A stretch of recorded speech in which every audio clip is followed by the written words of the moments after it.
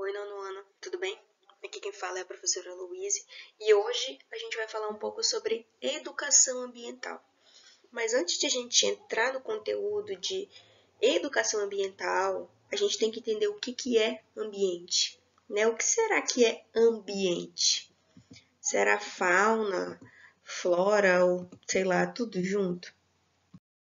Ambiente é tudo o que nos cerca, não só fauna e flora, né, como animais e plantas, mas o ar, o sol, rotação da Terra, o nosso clima, as relações estabelecidas entre os seres vivos, bem como os nossos sentimentos e a forma como a gente se relaciona com as outras pessoas. E a educação ambiental, ela é essencial para que a gente consiga lidar, para que a gente aprenda a lidar, a conviver e nos relacionar de maneira saudável com o ambiente. De acordo com a Unesco, a educação ambiental é um processo permanente, no qual os indivíduos e a sociedade tomam consciência do seu meio ambiente e adquirem conhecimentos, habilidades, experiências, valores e a determinação que os tornam capazes de agir individualmente e coletivamente na busca de soluções para os problemas ambientais presentes e os problemas futuros, ok? Então, o que é interessante a gente prestar atenção aqui, a educação ambiental, ela não está voltada apenas para teoria ou para conteúdo decorado. Aqui, educação ambiental tem a ver com experiência, conhecimentos, valores, ok? Habilidades, capacidade de agir. Então, a gente tem que ter capacidade de agir diante desses problemas. A gente não pode ficar parado ouvindo que o planeta, que nós estamos com problemas, que nosso planeta está passando por problemas e não fazer absolutamente nada para cuidar dele. Mas aí vocês me perguntam, tia, para que essa preocupação toda com o ambiente? Por que ele é tão importante? Agora, né? Por que essa preocupação toda agora? Durante muito tempo, a gente utilizou os recursos naturais de uma maneira muito irresponsável, né? Isso teve muita influência da Revolução Industrial, que acabou se perpetuando durante o século XX, e esse uso irresponsável dos recursos naturais, falta de preocupação com o ambiente. Do século XX, principalmente os grandes empresários, né, donos de fábricas, os grandes capitalistas, eles tinham como objetivo ter o recurso e explorá-lo. Mas eles não pararam para pensar que esse recurso ele é finito. Uma hora ele vai acabar. E aí, o que a gente vai fazer quando ele acabar? Ou seja, a gente torna a sociedade dependente daquele serviço, daquele recurso, mas um dia ele vai acabar. E aí, o que a gente vai fazer? Será que esse recurso não é importante para a manutenção da vida no nosso planeta? Então, mais ou menos lá em 1980, a gente começou a ver uma maior preocupação, principalmente de ambientalistas, estudiosos, biólogos, cientistas, para a questão da preservação do ambiente. A gente está explorando muito, mas e quando acabar, o que a gente vai fazer? Então, a gente tem vários problemas que são desencadeados por essa exploração totalmente desenfreada do ambiente e dos seus recursos.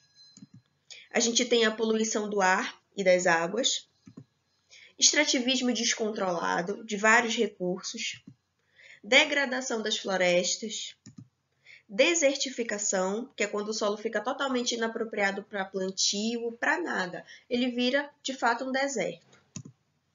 Extração mineral. E um desses problemas que a gente vai dar um foco, né, nessa aula, que são 3, mas a gente vai começar por ele, é a superpopulação. No início do século XX, o planeta ele tinha registrado 1,6 bilhão de pessoas. Atualmente, a gente tem 7,7 bilhões de pessoas. E o esperado é que até 2050 já tenham 10 bilhões de pessoas no planeta. Mas aí vem a pergunta, né? O que instigou os estudiosos a trazer a superpopulação como um problema ambiental? Como que a gente vai alimentar esse povo todo. O número de pessoas no planeta está crescendo, enquanto as áreas verdes próprias para plantio não estão crescendo. Como a gente vai alimentar 10 bilhões de pessoas?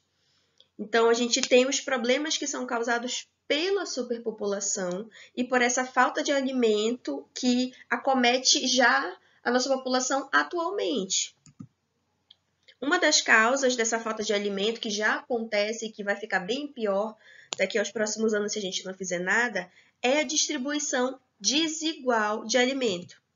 Enquanto a gente tem áreas, espaços no planeta, sociedades, determinados continentes, onde a maioria das pessoas desperdiça comida, a gente tem outras pessoas que passam fome.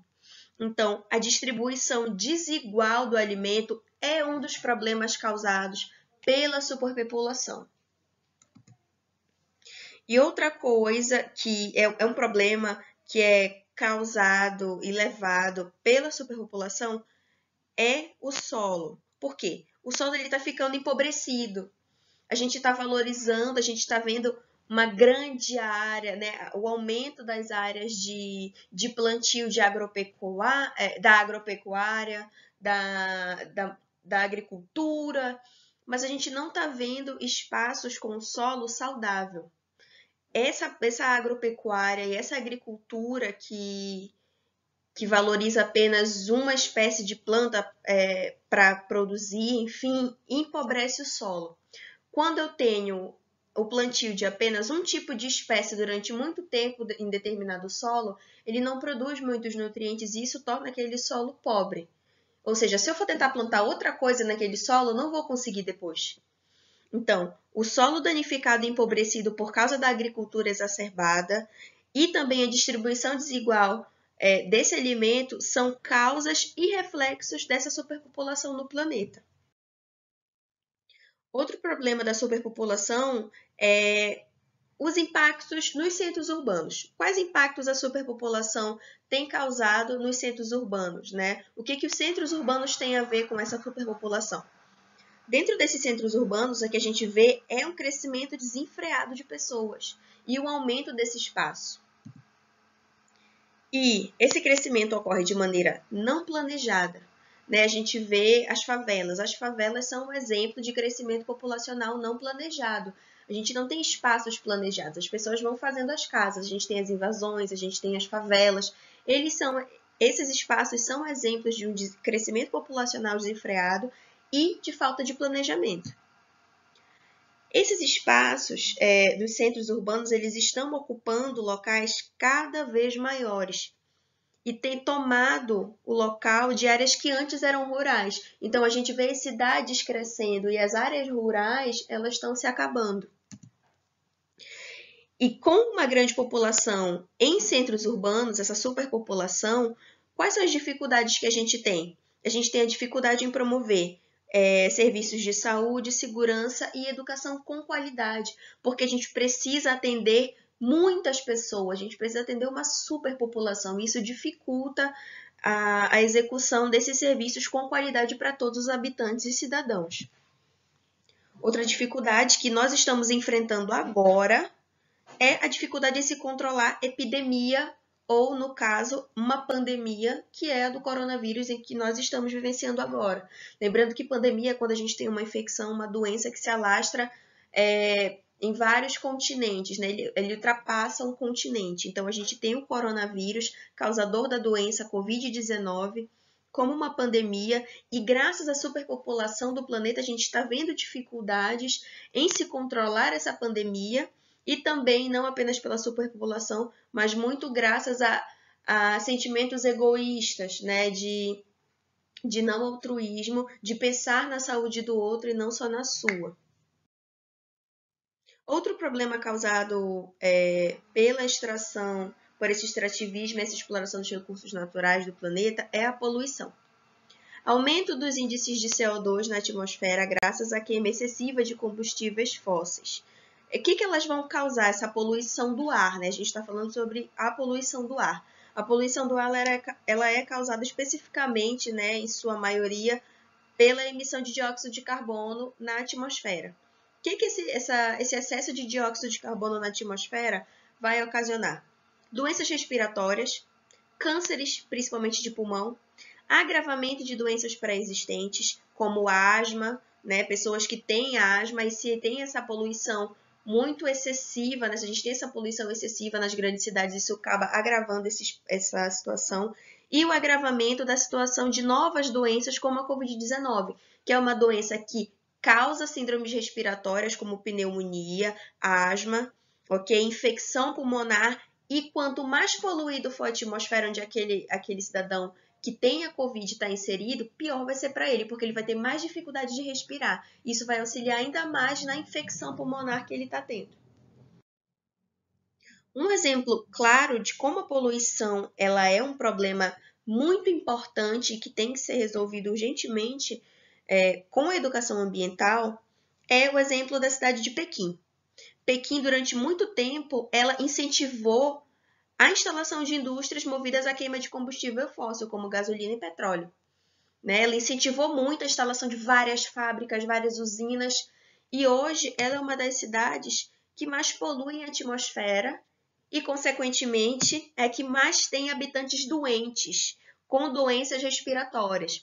A gente vê esses países do Oriente onde as pessoas é comum a gente ver as pessoas usando máscara. No nosso caso aqui agora a gente está usando para evitar infecção pelo coronavírus, mas nesses locais eles já usam máscara há muito tempo por causa da poluição, ok? É muito forte a poluição. Às vezes você pensa que você está vendo uma nuvem ou uma névoa, mas aquilo é pura fumaça, é smog. Agora, falando sobre a poluição das águas, a gente tem algumas situações que podem agravar a poluição das águas, né? Que é lixo jogado em local inapropriado, rios, mares, oceanos, esgoto sendo lançado diretamente em nascentes de água, ok? Substâncias tóxicas, aumento da temperatura das águas, que consequentemente também vai afetar os seres vivos daquele local, ok? Como peixes, micro-organismos, larvas, etc. Naufrágio de navios, cargueiros ou pequenos barcos que também ao longo do tempo vão demorar milhares e milhares e milhares de anos para poder serem decompostos e até serem totalmente decompostos dentro da água, vão poluir muito aquele espaço. Outro tipo de consequência desse uso desenfreado dos recursos naturais e que a educação ambiental vem tentando tratar, né, criar alternativas para se solucionar esse problema, é a degradação do solo. De acordo com a ONU, 12 milhões de hectares são danificados por ano no planeta. 12 milhões de hectares por ano.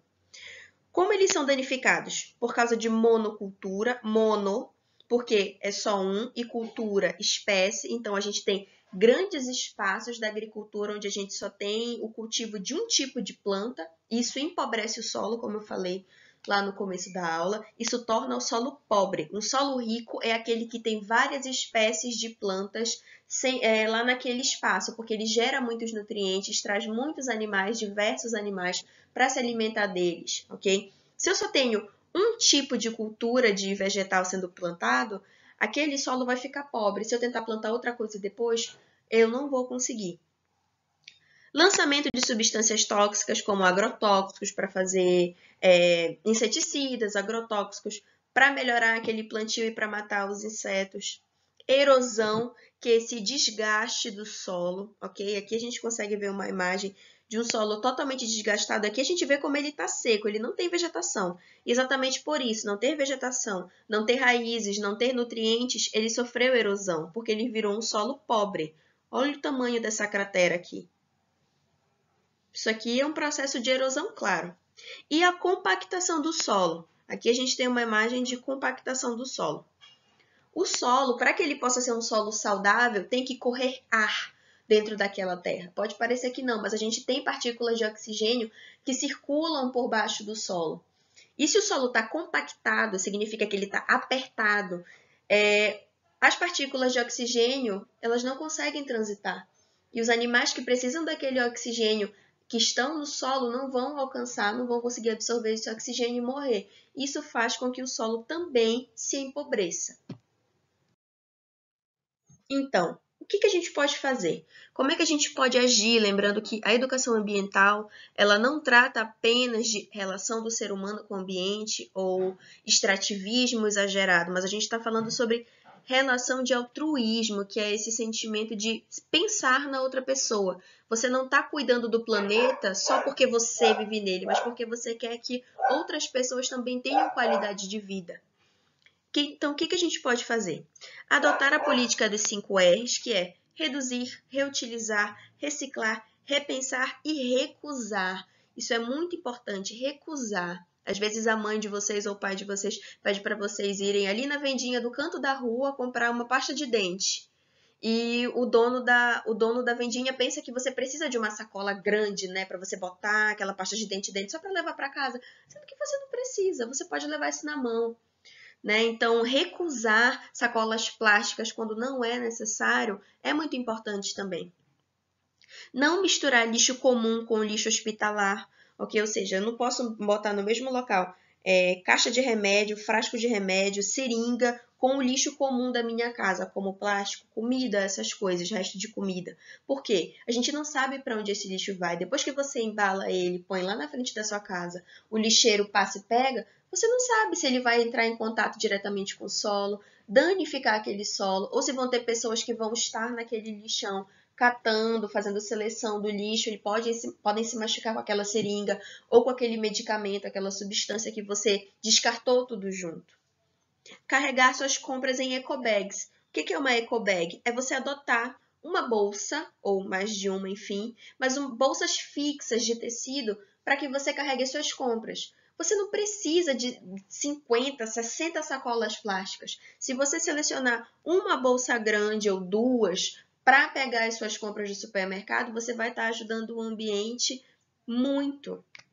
E, por fim, escolher produtos com menos embalagens ou que sejam biodegradáveis. A gente tem indicativos. Quando a gente compra uma coisa, a gente pode ver lá atrás, lá perto das modo de usar, instruções e tal, tem um sinalzinho. Essa embalagem é biodegradável, então significa que ela vai ser decomposta mais rápido. Ela não vai demorar muito para se decompor e não vai poluir tanto. Então, a gente precisa prestar atenção nessas situações para que a gente possa promover um ambiente mais saudável, de qualidade, para que a gente possa se relacionar com as pessoas de maneira mais saudável, ok? A sua aula continua no próximo vídeo.